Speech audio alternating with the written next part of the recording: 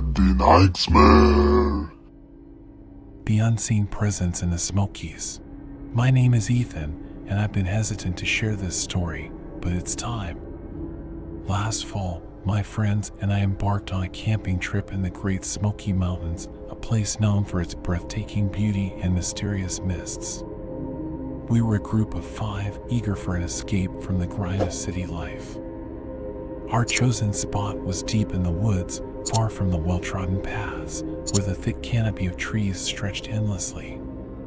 We set up camp in a small clearing, with the dense forest encircling us like a wall. The first evening was spent around the campfire, sharing stories and enjoying the wilderness.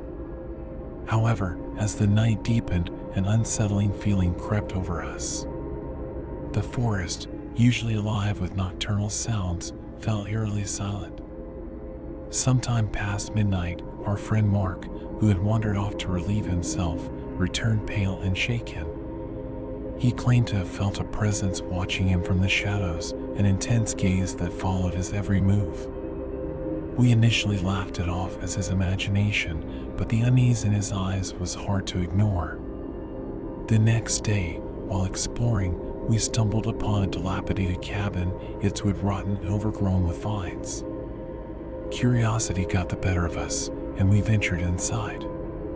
The air was thick with the musty smell of decay, and the floorboards creaked ominously under our weight.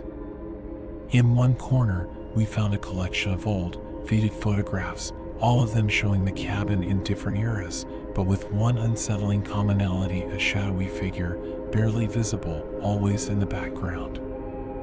Feeling a chill run down our spines, we hurriedly left the cabin.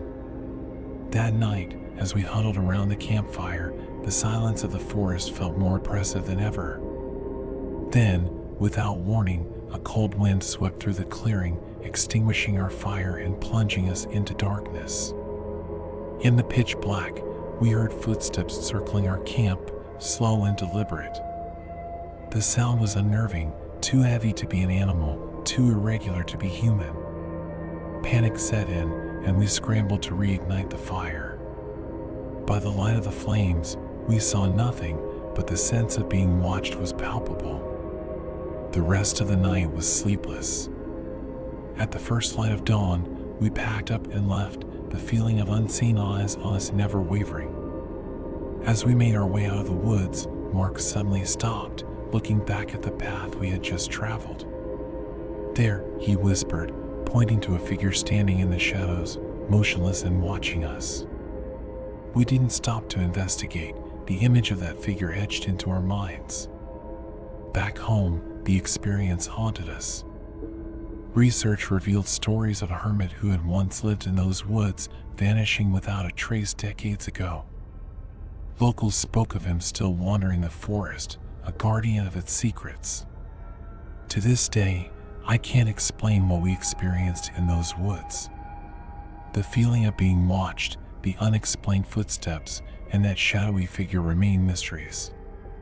But one thing is certain: there are things in this world that defy explanation, and sometimes they find you in the depths of the wilderness. Story 2: The Whispering Woods of Algonquin. I'm Clara, and I need to share a chilling experience that unfolded during a camping trip in Algonquin Park, Canada. Known for its vast forests and myriad of lakes, Algonquin seemed like the perfect getaway for our group of outdoor enthusiasts. We were 4 in total, seeking to immerse ourselves in the park's legendary beauty. Our campsite was set on a secluded lakeside, fringed by dense woodland. The first day passed with the usual excitement of setting up camp and exploring our surroundings. However, as night descended, the atmosphere began to shift. The woods, alive with the sounds of wildlife during the day, grew uncomfortably still. Sitting around the campfire, we began to hear what sounded like faint whispers emanating from the tree-line. Assuming it was just the wind, we tried to brush it off, but the whispers seemed to grow in intensity, forming what sounded like hushed conversations just beyond our comprehension. Unease grew within the group, and our friend, Jake, decided to investigate, believing perhaps other campers were playing a prank. He ventured towards the woods with his flashlight, but returned minutes later, noticeably paler. He claimed that the whispers ceased abruptly as he neared the trees, and an overwhelming sense of dread forced him back. Deciding to stick together, we attempted to sleep, but were constantly disturbed by the eerie whispering that seemed to encircle our camp. The next morning, we found strange markings on the trees surrounding our site, symbols that none of us recognized, seemingly carved overnight. Determined to find an explanation, we hiked to a nearby ranger station. The ranger listened intently to our story, his expression turning grave. He told us of an old legend among the local indigenous community about the whispering spirits of Algonquin. According to the legend, these spirits were protectors of the land, speaking to those who disrespected nature's sanctity. He suggested, perhaps half-jokingly, that they might have been warning us about something. Unnerved but not entirely convinced, we returned to our camp, only to find our belongings scattered and the strange markings on the trees more pronounced. That evening, the whispers returned, more discernible than before. They seemed to be warning us, urging us to leave. Fearful and unable to bear another night, we packed up and left. As we paddled away from the shore, a thick fog rolled over the lake, and we could hear the whispers fading into the distance, a haunting farewell. In the days that followed, we tried to rationalize the experience, suggesting wind patterns or animal sounds as explanations. But deep down, we knew it was none of those. The whispers of Algonquin had spoken, and we had listened. Since then, I've respected the lore of the lands we explore, reminded that nature holds mysteries far beyond our understanding. Story 3. The Haunting of Hawks Ridge. I'm Lucas, and I need to share a story that's been weighing on me for years. It's about a camping trip that turned into something out of a horror movie. My two friends, Aaron and Mia, and I planned a weekend getaway to Hawks Ridge, a remote area known for its stunning views and challenging hiking trails.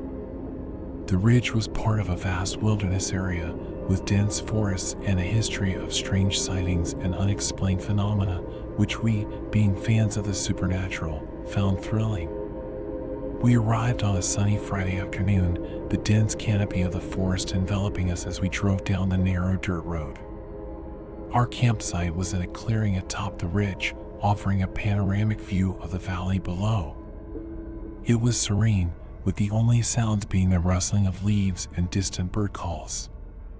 As we set up camp, Aaron shared stories he'd read online about Hawks Ridge. Tales of eerie lights seen in the sky, hikers hearing disembodied voices, and even legends of an old hermit who disappeared in the woods decades ago. We laughed it off, attributing these stories to people's overactive imaginations. The first night passed peacefully, and we spent the next day hiking and exploring. As dusk approached, we gathered around the campfire. That's when things started to feel off. The forest, which was lively with animal sounds during the day, fell into an unsettling silence as darkness descended. We started hearing faint sounds that didn't fit the natural setting, soft footsteps around our camp, twigs snapping with no discernible source, and a feeling of being watched. Aaron joked that maybe the old hermit was keeping an eye on us, but his laughter sounded forced. Later that night, while we were all in our tents, I woke up to what I thought was the sound of someone or something brushing against the fabric. I lay still, listening intently. The sound continued, accompanied by a low, guttural growling just outside. I nudged Aaron, whose tent was next to mine, but he was already awake and whispered that he heard it too. Gathering our courage, we decided to check. We unzipped the tent and shone our flashlights around. Nothing. The sounds had stopped, and there was no sign of any animal or person. We returned to our tents, but sleep was elusive for the rest of the night. The next morning, we found large, unidentifiable tracks around our campsite, not like any animal we knew. They were oddly shaped, with elongated toes and a gait that suggested something walking on two legs. Uneasy, we contemplated leaving but decided to stay one more night, attributing our fears to the eerie stories and our imaginations. As we were preparing dinner, Mia, who had gone to fetch water from a nearby stream, came running back, visibly shaken. She claimed she saw a figure standing by the stream, obscured by the shadows, watching her. It was tall, unnaturally thin, and unmoving. When she blinked, it was gone. That was the final straw for us. We quickly packed up, abandoning the idea of spending another night. As we hurriedly loaded our gear into the car, a dense fog rolled in, unusual for the time of year. The atmosphere felt charged, electric, as if the air itself was alive. As we drove away, I glanced in the rearview mirror and saw a figure standing at the edge of the clearing, silhouetted against the fog. It was tall, its limbs elongated, just as Mia had described. It stood motionless, watching us leave. None of us spoke until we reached the main road, the weight of what we'd seen hanging heavy in the car. We've never gone back to Hawks Ridge, and we rarely talk about that weekend. But the experience left us with an unshakable feeling that some places are home to things beyond our understanding, and sometimes they make themselves known. Story 4. The reason I'll never hike with my daughter again. When my daughter Emily first expressed a desire to go hiking, I was pleasantly surprised. Until then, she had shown little interest in outdoor activities. Her sudden enthusiasm caught me off guard, and I half-jokingly asked if she'd been replaced by an imposter. Following a brief chuckle, she revealed the reason for her newfound interest. Her best friend, Sarah, had recently gone on a hiking trip with her family and had regaled Emily with stories of their adventures. As she recounted this to me, my paternal instincts kicked in. Determined to outdo Sarah's family, I promised Emily we would go hiking the next time I got a break from work. In the ensuing weeks, I took some time off and immersed myself in researching everything about hiking. My own childhood experiences were distant memories, and I couldn't let Emily, or worse, Sarah, know about my lack of expertise. My wife, Helen, chose to sit this adventure out, humorously declining to participate in what she called our quest to surpass the Joneses. The awaited weekend finally arrived. On Friday, I collected Emily from school, and her face lit up at the sight of the hiking gear at home. I had prepared everything: a sturdy tent, sleeping bags, and a backpack full of essentials, including our favorite snacks. After loading the car, Helen wished us a safe journey. Despite my tendency to make light of situations, I assured her we'd be fine. Emily and I set off, driving to a trail I had discovered during my research. It was a more secluded and challenging route than the one Sarah and her family had taken. The drive was filled with Emily's questions and games, which made the journey pass quickly. We arrived and parked our car near a secluded trailhead. Emily's excitement was palpable as we gathered our gear and set off to find a spot to camp. After a short hike, we came upon a perfect clearing. I struggled a bit with the tent, trying to hide my confusion with the instructions from Emily, but we eventually got it set up, albeit with a slight lean to one side. As dusk approached, we gathered firewood. I attempted to start a fire the traditional way, but eventually resorted to using a lighter. Soon, we had a warm fire crackling, and we spent the evening roasting marshmallows under the starry sky. When night fully set in, I suggested it was time for bed.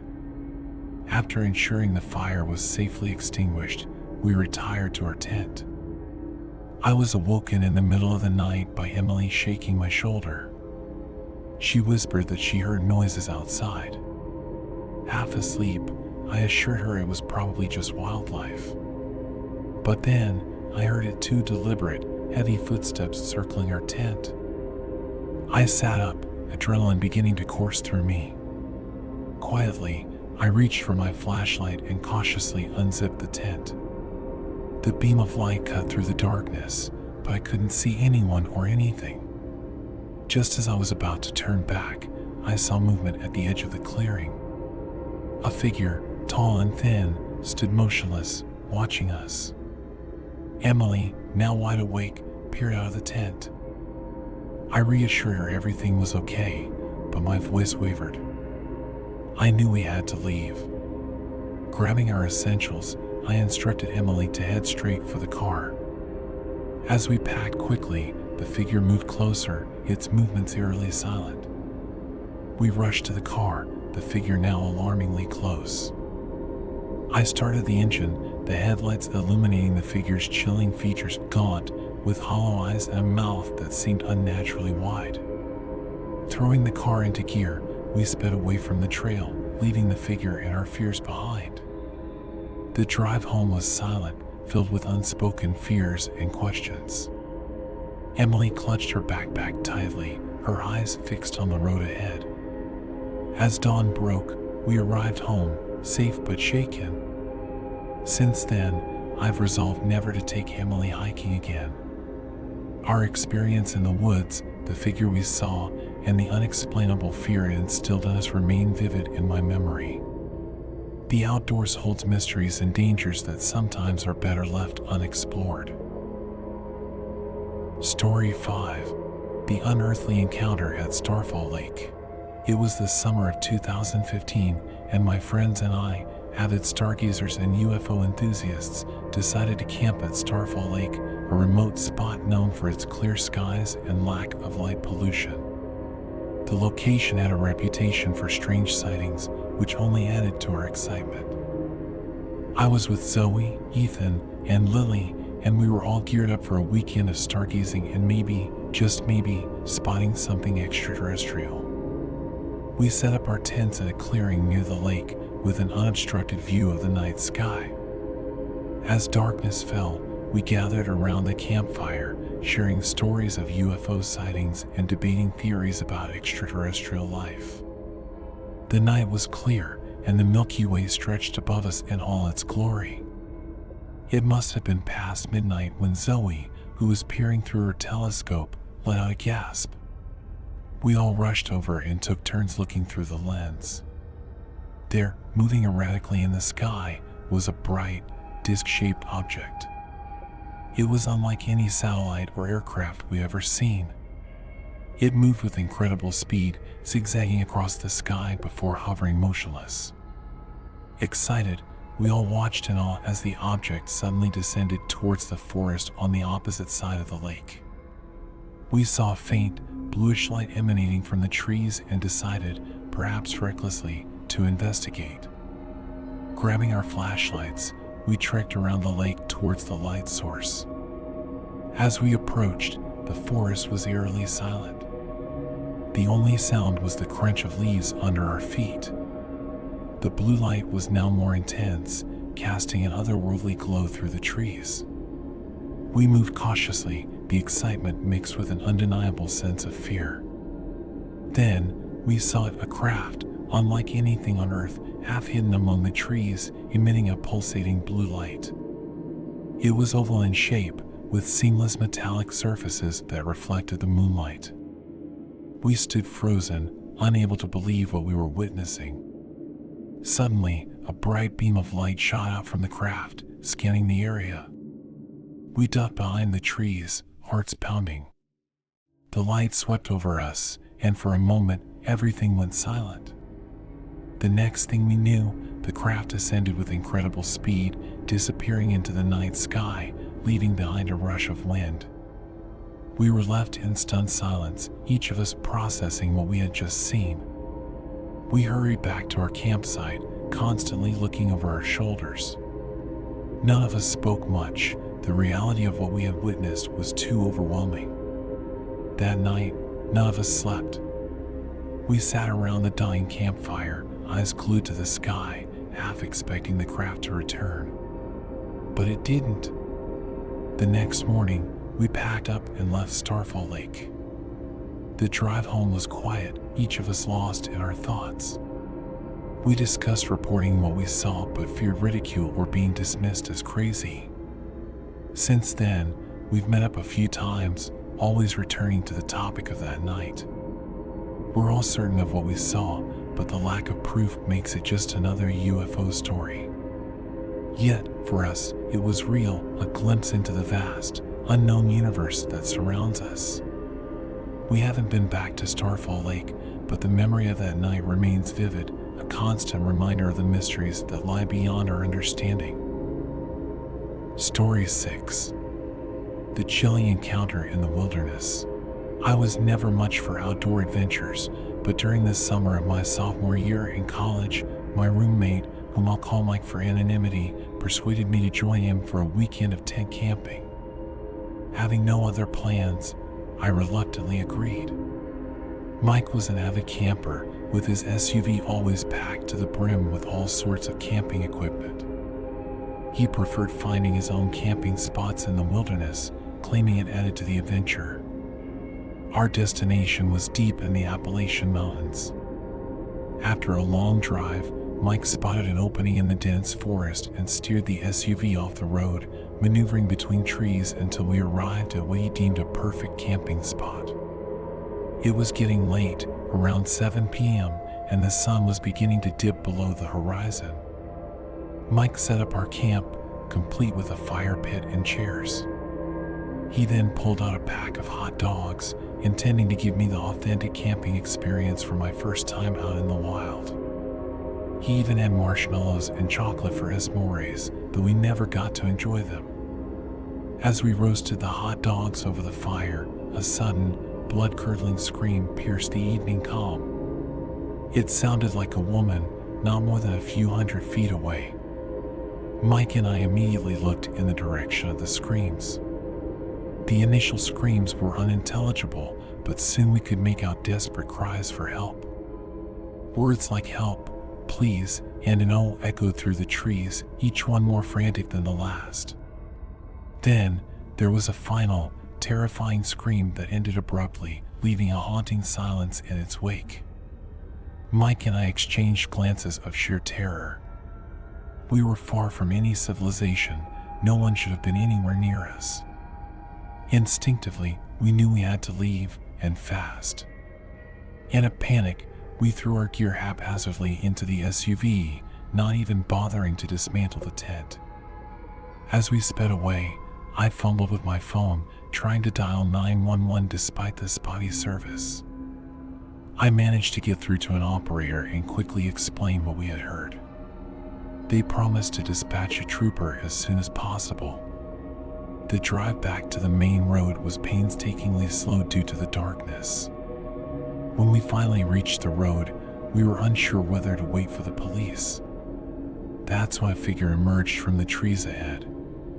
A man, clad in jeans and a black hoodie, his face obscured, was dragging something heavy behind him. He paused and looked in our direction when police lights appeared in the distance. Dropping what he was dragging, he sprinted back into the forest. The police gave chase immediately.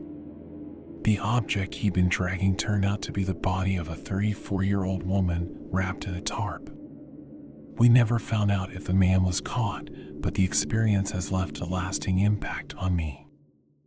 I doubt I'll ever venture into the wilderness again. Story 7. The harrowing escape from Echo Valley.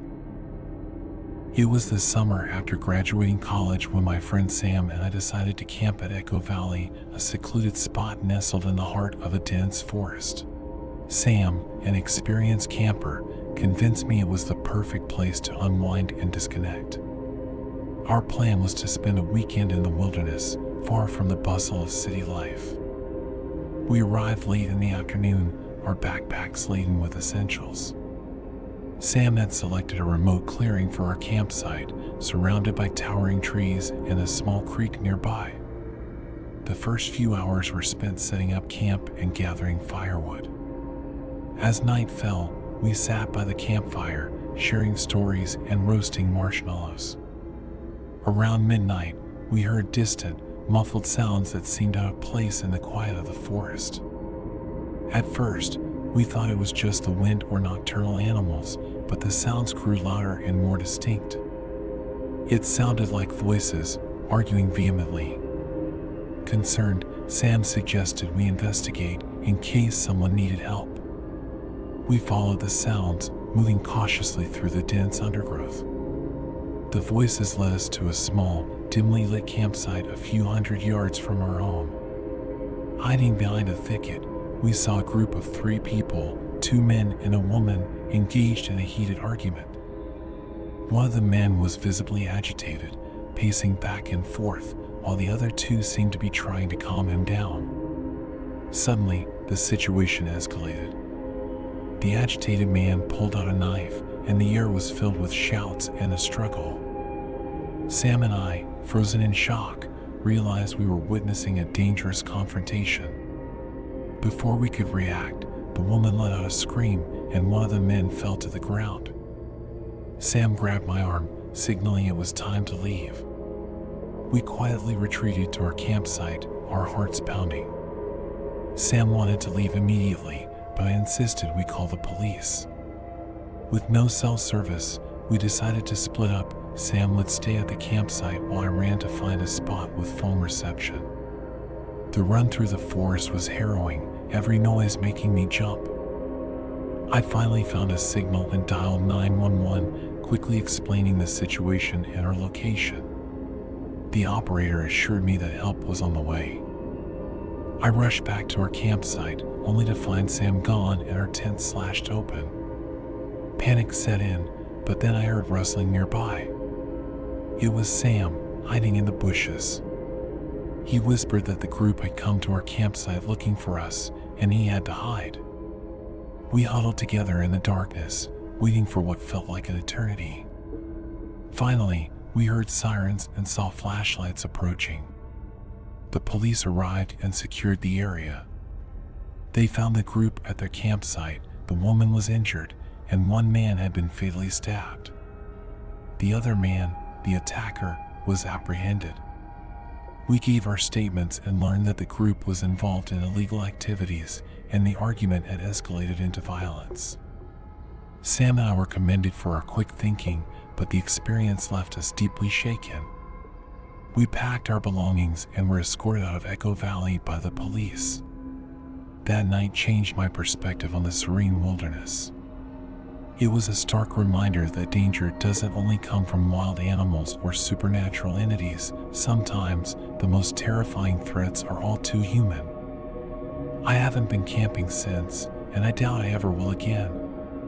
Story 8. The disturbing solo camping trip in Ravenwood. I've always enjoyed the tranquility of camping, but my recent solo trip to Ravenwood changed that. My friends were busy, and with a day off in hand, I decided to explore a new camping spot I'd heard about. It wasn't a typical campsite, just a clearing in the middle of the woods with a makeshift fire pit. No reservation needed, just pure wilderness. That should have been my first clue that this wasn't going to be a typical camping experience. I drove my truck through the dense forest, eventually reaching the secluded spot.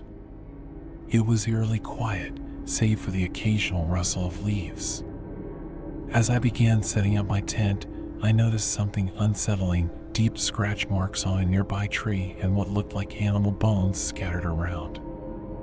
I tried to brush it off as the remnants of some teenager's prank, but a part of me felt uneasy. Once my tent was up, I lit a fire to cook some hot dogs. The crackling of the fire and the smell of cooking food briefly eased my nerves. I ate in silence, surrounded by the growing darkness of the forest. Deciding to call it a night, I crawled into my tent, the unsettling feeling from earlier creeping back. I was drifting into sleep when a noise startled me awake, the sound of something or someone moving around my tent. Heart racing, I grabbed my knife and pepper spray, hoping I wouldn't need to use them. Then came a chilling sound, a wild scream that seemed part human, part mountain lion. The silhouette I saw through the tent fabric was unmistakably human, yet the scream was guttural, almost inhuman. Lying there, wide awake, I heard another sound, the wet, chomping noise of something eating. It wasn't the sound of an animal eating, but more disturbing, like the sound of human eating. Eventually, the noises ceased and I managed to fall into a restless sleep. Dawn couldn't come soon enough. As I stepped out of my tent, a horrific sight awaited me. A few yards away was the half-eaten carcass of a deer. But this was no animal attack. The deer's head was cleanly cut off and placed on a log, its intestines consumed, and a leg severed and laid beside the head. The brutality of it was unlike anything I'd seen before. Feeling a surge of panic, I decided to leave immediately. But as I packed, I took another look at the bones I'd found earlier. A wave of nausea hit me as I realized some of them were human. I threw my gear into the truck and sped away, not daring to look back. I've since vowed never to go camping alone again. Ravenwood held secrets and dangers far beyond my understanding. That solo trip turned into a harrowing experience, a reminder that the wilderness can hide terrors both natural and human. And there you have it, folks, a series of spine-chilling encounters from the depths of the wilderness. Now, I have to ask, have any of you ever experienced anything similar? Have you felt the gaze of unseen eyes while camping or heard whispers in the woods that you just couldn't explain? Share your stories in the comments below. We're eager to hear your encounters with the unknown. Before we part ways, I want to leave you with a thought. The wilderness is vast and ancient, holding secrets we may never fully understand. So, the next time you venture into the gray outdoors, remember the tales from tonight. Respect the unknown and tread carefully, for you never know what might be watching from the shadows. If you enjoyed these stories, please hit the like button, subscribe, and ring the notification bell so you don't miss out on any future videos. We've got plenty more tales to chill your bones. Until next time, stay safe, keep an open mind, and I'll see you in the next video.